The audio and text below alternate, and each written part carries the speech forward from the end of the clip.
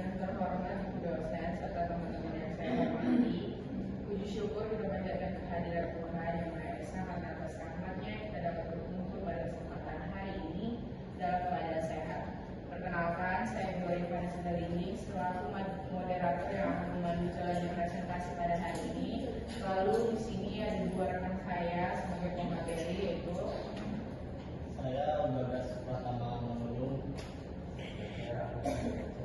Topik pada pertemuan kali ini yang akan dibahas adalah peristiwa setelah tanggal neraca berdasarkan PSAK 8. PSAK 8 membahas tentang peristiwa yang terjadi setelah tanggal neraca hingga tanggal laporan keuangan disahkan yang dapat mempengaruhi penyajian laporan keuangan.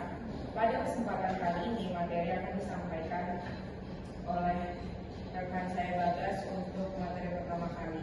Untuk pemaparan pertama, materi yang akan disampaikan yaitu membahas mengenai pengertian peristiwa setelah tanggal neraca serta jenis-jenis peristiwa yang memerlukan dan tidak memerlukan penyesuaian. Kepada pemateri pertama, saya persilakan. Itu pengertian dari PSAK 8.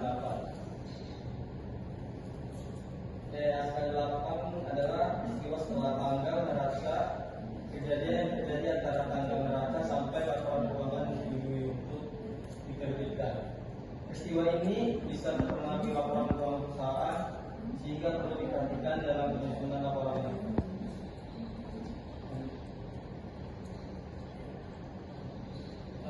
Selanjutnya tujuan PSAK 8. PSAK 8 dibuat untuk menentukan perlakuan adaptasi peristiwa setelah tanggal neraca, menentukan kelengkapan dalam laporan keuangan, menjaga kendalaan dan kewajaran laporan keuangan.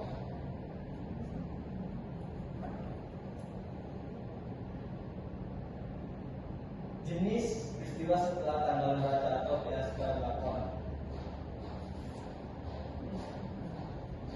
Peristiwa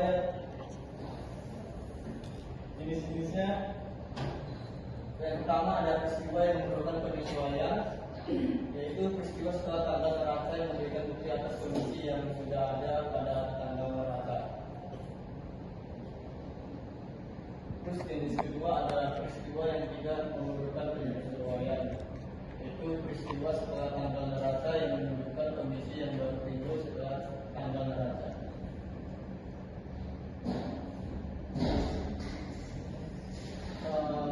Peristiwa yang memerlukan penyesuaian.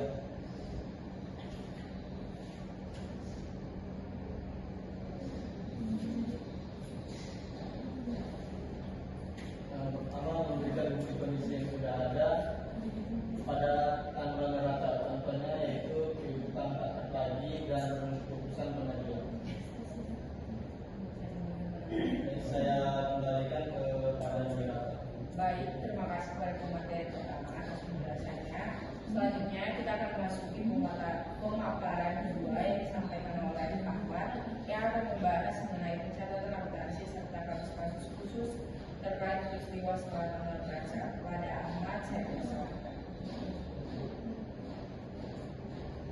Peristiwa yang tidak membutuhkan penyesuaian.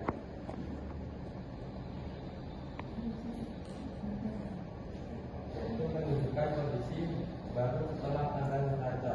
Contohnya kebakaran bidang alam akuisisi.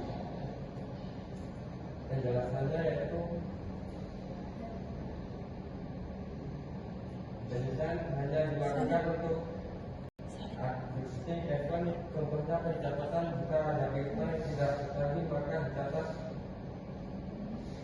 kerugian utang cadangan kerugian utang.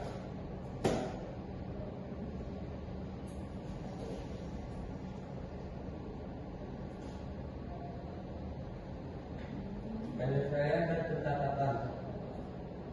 Contohnya dividen diumumkan setelah tanggal neraca tidak diakui sebagai liabilitas diungkapkan di TAP.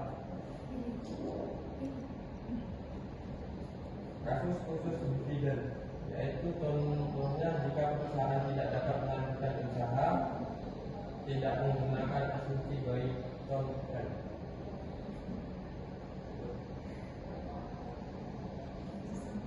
kasus khusus going forward, yaitu listing efek peristiwa setelah tanggal neraca yang memerlukan penyesuaian pencatatan mana kondisi telah ada pada tanggal neraca, non listing efek peristiwa setelah tanggal neraca yang tidak memerlukan penyesuaian tapi yaitu harus diungkapkan dalam catatan atas laporan keuangan. Jika material PSAK 8 bertujuan untuk penjagaan jasa proses keuangan tetap relevan, andal dan mencerminkan kondisi perusahaan secara wajar. Kesimpulan, listing efek peristiwa setelah tanggal neraca yang memerlukan penyesuaian pencatatan karena kondisi telah ada pada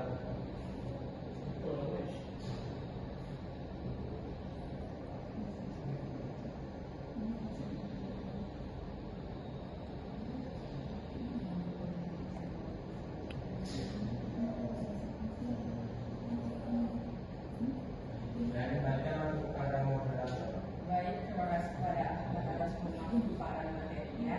Demikian penyampaian materi dari kedua pemateri. Selanjutnya kita akan memasuki sesi tanya jawab.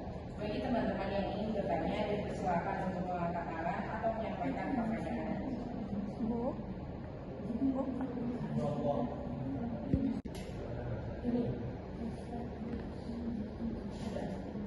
Di sini ada dari kelompok 2.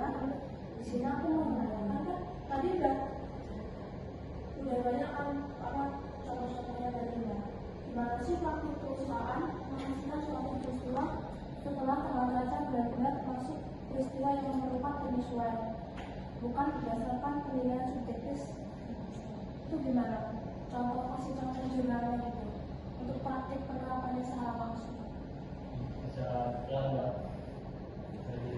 Apakah bisa diulang untuk Mbak Sisi?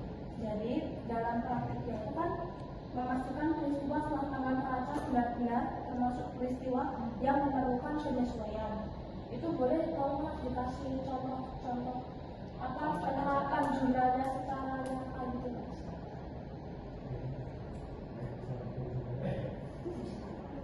Baik, terima kasih atas pertanyaan yang Mbak Sujo. Berikan kami sedikit waktu untuk membahas pertanyaan ini terlebih dahulu.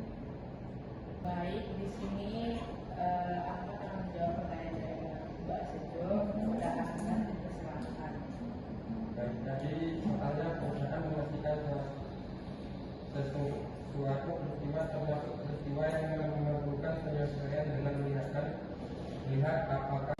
apakah kejadian tersebut menunjukkan bukti atas kondisi yang sudah ada pada tanggal neraca.